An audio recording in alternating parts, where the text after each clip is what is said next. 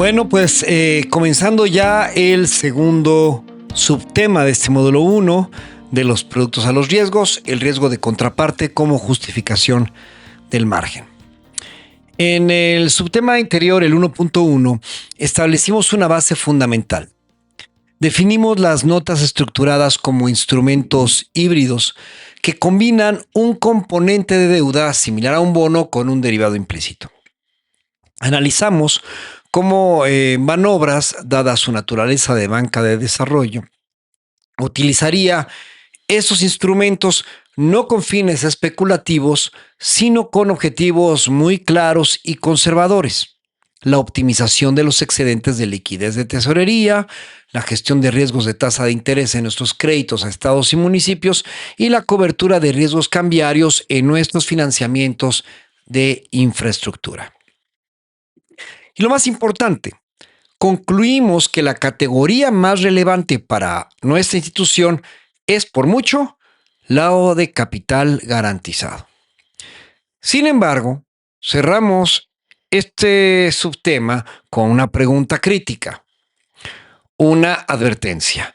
Incluso en una nota con capital 100% garantizado, el riesgo nunca es cero.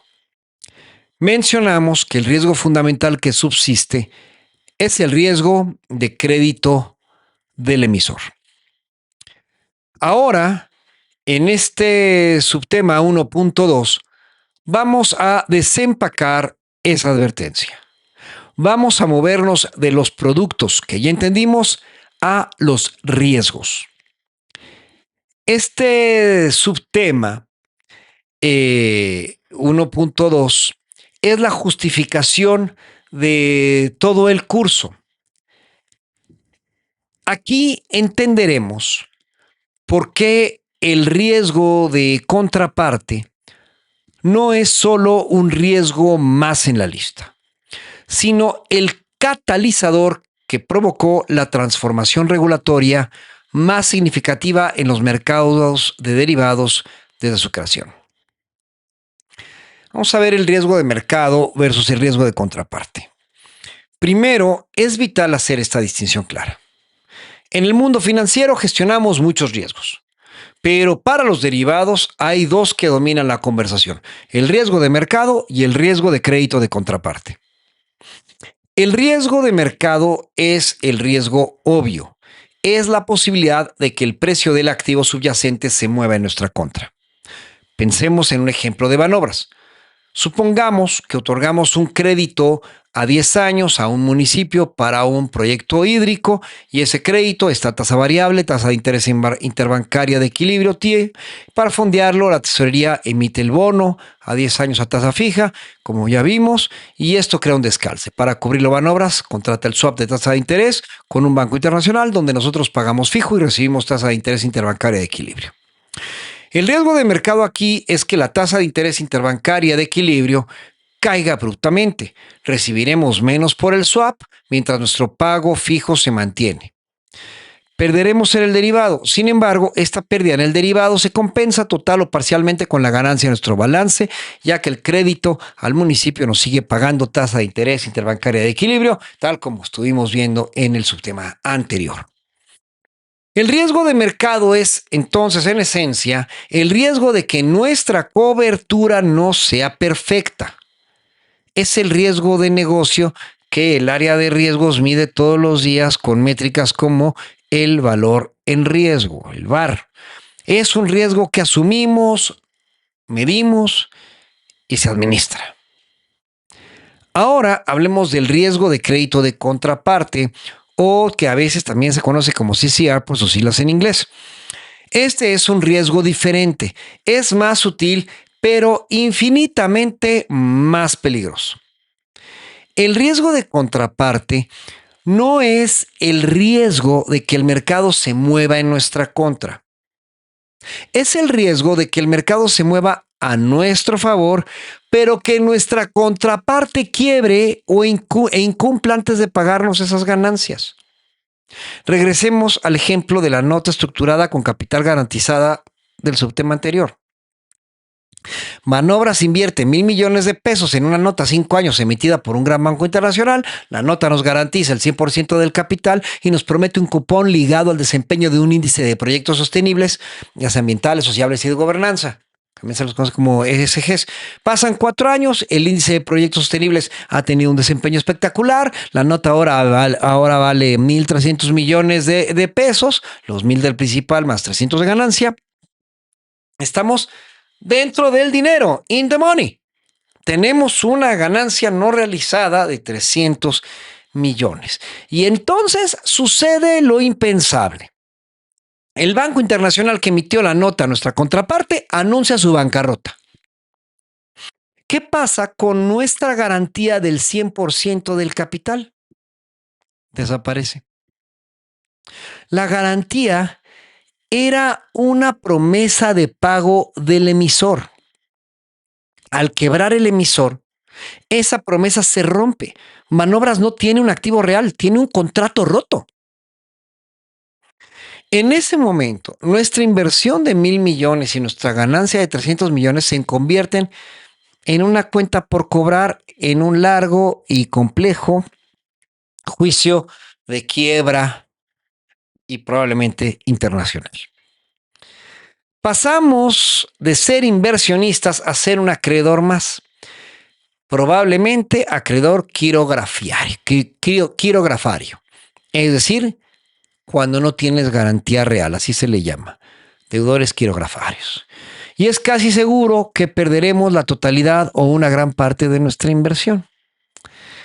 Este escenario, en su forma más simple, es el riesgo de contraparte bilateral, y este riesgo multiplicado por millones de operaciones a nivel global es lo que casi destruye el sistema financiero en el 2008.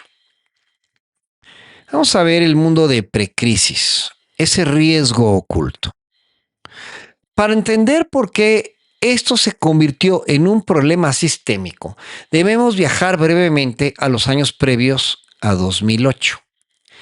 En esa época, el mercado de derivados extrabursátil, el OTC, era un Wild West, un salvaje oeste pero sofisticado. Las operaciones eran, como su nombre lo indica, bilaterales en un contrato privado entre dos partes. Existía el riesgo de contraparte, por supuesto.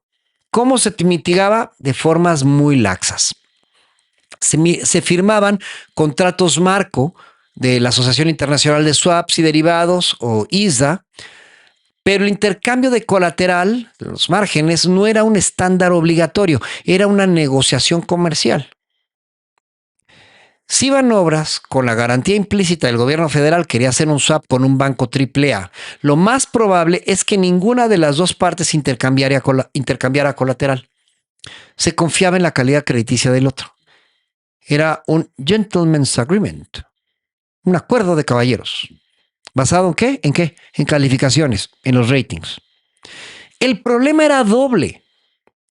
Uno, falta de transparencia. Nadie sabía realmente cuál era la exposición total de cada banco. Era una red opaca y enmarañada de millones de contratos bilaterales. Dos, acumulación de exposiciones. Sin colateral, cuando una operación se movía a favor de una de las partes, se creaba una exposición de crédito gigantesca y no garantizada para la otra. Si nuestro swap con el banco AAA se movía 500 millones de pesos a nuestro favor, nosotros teníamos un activo de 500 millones y el banco AAA tenía un pasivo de 500 millones, pero no había dinero real respaldando esa posición. Era solo una anotación contable. El catalizador de 2008, el contagio sistémico. En septiembre de 2008, hace 17 años de esto, esta red de confianza colapsó. El detonante fue la quiebra de Lehman Brothers. Lehman Brothers no era un banco pequeño, era una de las contrapartes más grandes y conectadas del mundo en el mercado de derivados extrabursátiles, los OTC. Era el banco AAA con el que todos operaban. Cuando Lehman cayó el riesgo de contraparte dejó de ser un concepto teórico y se convirtió en una realidad catastrófica y viral. Sucedió lo que se conoce como contagio sistémico. Imaginémoslo así. Paso 1. Lehman Brothers quiebra. Paso 2. Un fondo de pensiones en Alemania tenía un derivado con Lehman que iba ganando $100 millones. De un día para otro, esos 100 millones desaparecieron. El fondo alemán ahora tiene un agujero en su balance. Paso 3. Al mismo tiempo, un banco en Asia tenía un derivado perdiendo 80 millones con Lehman. Ese banco asiático se salvó de pagarle a Lehman. Pero ese banco asiático también tenía una operación de cobertura inversa con un banco francés para neutralizar su riesgo con Lehman. Paso 4.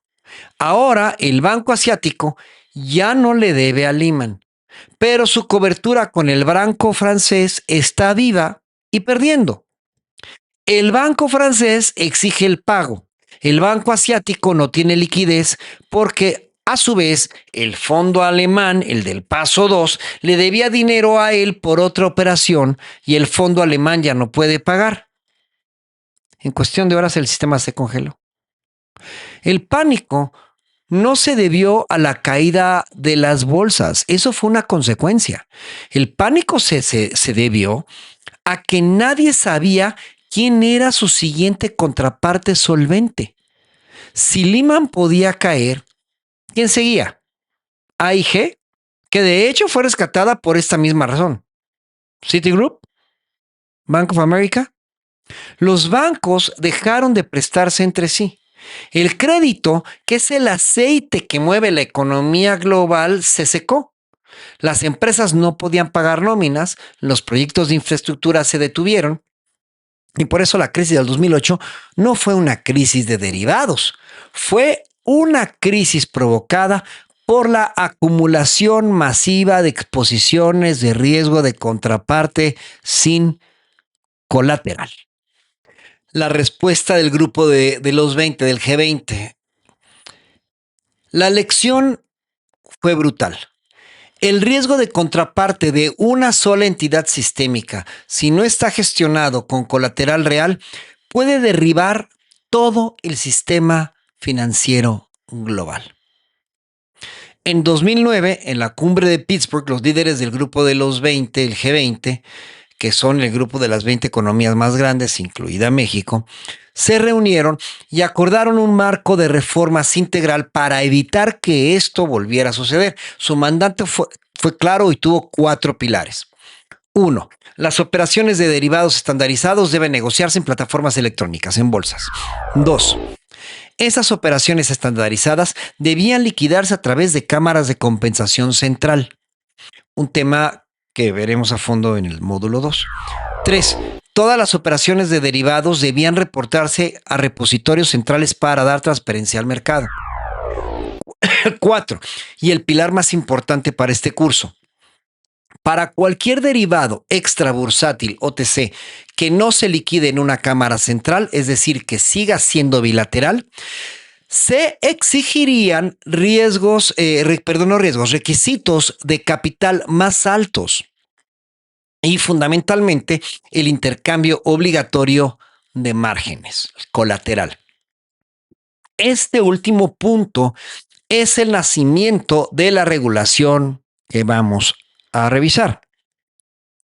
Los reguladores globales, a través del Comité de Supervisión Bancaria de Basilea y la Organización Internacional de Comisiones de Valores, IOSCO, trajeron ese mandato del grupo de los 20 en un conjunto de reglas. Y en México, el Banco de México implementó estas reglas internacionales a través de las modificaciones a esa famosa circular 4 del 2012. ¿Cuál fue la justificación estratégica para Banobras? Actualizado esto al 2025, que es el porqué de este curso. La capacitación que iniciamos no pretende ser un ejercicio académico, sino es una respuesta directa a esta evolución regulatoria y que nos exige recordar y revisar cada año la Comisión Nacional Bancaria de Valores, aunque algunos ya lo conozcan, lo debemos de estar actualizando o revisando o simplemente recordándonoslo cada año, dependiendo de las modificaciones que hayan habido. Para Banobras, esto no es opcional, es un imperativo estratégico. ¿Por qué?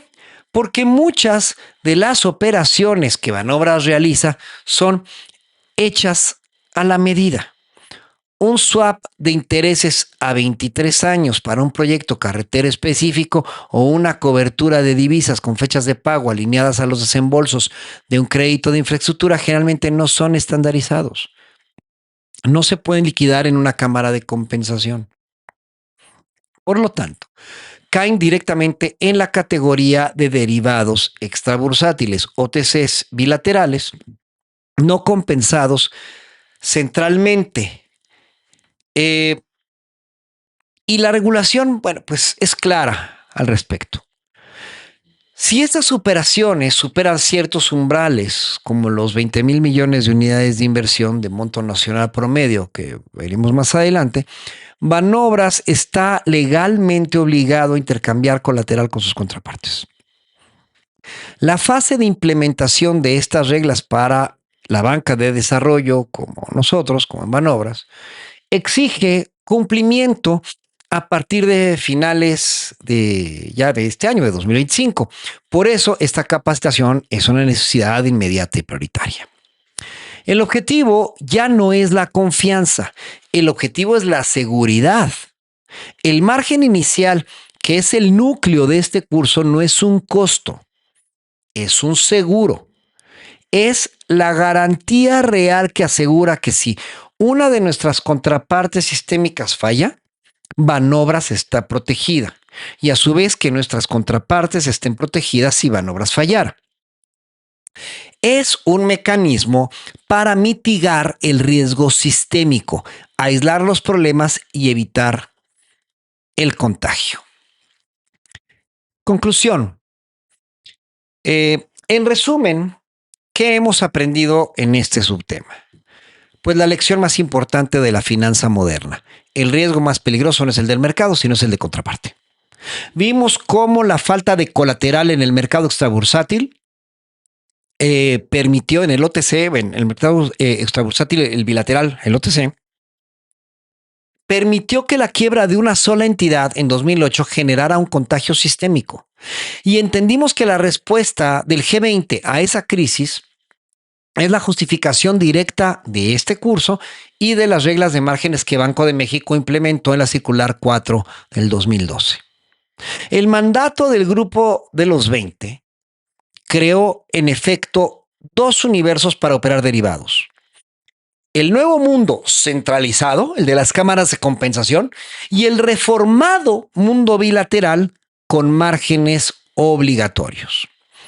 En nuestro próximo módulo, el módulo 2, exploraremos y contrastaremos estos dos universos. Analizaremos el rol de las cámaras de compensación central, como asigna en México, y entenderemos por qué, a pesar de sus ventajas, el mercado bilateral sigue siendo indispensable y por qué las reglas de margen que estamos a punto de analizar son tan cruciales para su supervivencia segura. Bueno, pues gracias y vamos a ver el siguiente subtema.